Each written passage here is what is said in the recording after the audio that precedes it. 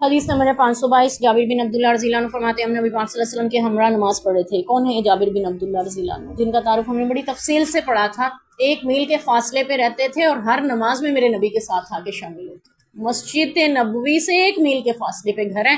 پھر بھی ہر نماز آ کے میرے نبی کے ساتھ مسجد میں پڑھ رہے ہیں۔ ہمارے ہر محلے میں مسجد ہے، ہمیں پھر بھی توفیق نہیں ہوتی کہ مسجد میں جا کے پڑھ لیں۔ اللہ ہمیں توفیق دے کہ ہم بھی جماعت کے ساتھ نمازیں پڑھنے والے بن جائیں، ہمارے مرد حضرات خاص طور پہ۔ ان کو فرماتے ہیں اتنے میں، یعنی ہم نماز پڑھ رہے تھے اور یہ جمعے کی نماز تھی، ٹھیک ہے، تو اتنے میں ایک قافلہ جو شام کی طرف سے آیا غلہ لادے ہوئے تھا، تو لوگ اس قافلے کی طرف متوجہ ہو گئے، یہاں تک کہ نبی پاک صلی اللہ علیہ وسلم کے پاس صرف 12 آدمی رہ گئے۔ اس کا ذکر ہم نے پہلے بھی پڑھا تھا جمعہ شروع ہونے سے پہلے، جمعے کا باب شروع ہونے سے پہلے۔ تو پھر یہ آیت نازل ہوئی وَإِذَا رَأَوْا تِجَارَةً أَوْ لَهْوًا انفَضُّوا إِلَيْهَا وَتَرَكُوكَ قَائِمًا، یعنی سورہ جمعہ کے جو آخری رکوع میں آیات ہیں وہ نازل ہوئی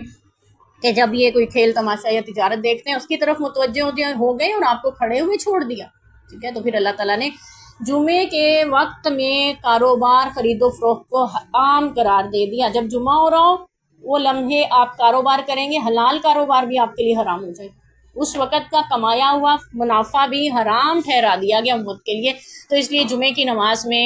لازمی شریک ہونا چاہیے اپنے کاروبار بند کر کے۔ اور دوسرا یہ پتہ چل رہا ہے کہ خرید و فروخت، تجارت، لین دین کے لیے جمعے کے دن اٹھ کے نہیں چلا جائے گا، نہ تو بات کی جائے گی آپس میں، نہ آپس میں خرید و فروخت کے بارے میں کوئی ایسا کیا جائے گا، بلکہ اس وقت میں نماز پڑھی جائے گی اور پھر اس کے بعد بھی حلال ہے، اس سے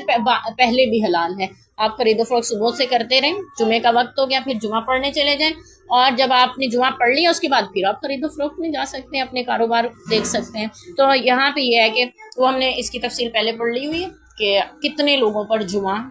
پڑھایا جا سکتا ہے، کتنے لوگ ہوں۔ تو جابر بن عبداللہ رضی اللہ عنہ 1 میل کے فاصلے سے چل کے آتے تھے جمعہ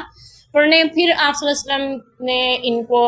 وہیں پہ مسجد بنوا دی تھی، یعنی بنانے کا حکم دیا تھا، تو وہ وہیں پہ نماز پڑھنے لگے، لیکن جمعہ پھر بھی مسجد نبوی میں آ کے پڑھتے تھے۔ تو بہرحال یہاں پہ یہ ہے کہ جمعہ کتنے لوگوں پہ یعنی پڑھا جا سکتا ہے، تو امام جمعہ نہیں چھوڑے گا، اگر چند لوگ بھی کیوں نہ رہ جائیں وہ اپنا جمعہ کا خطبہ جو ہے مکمل کرے گا۔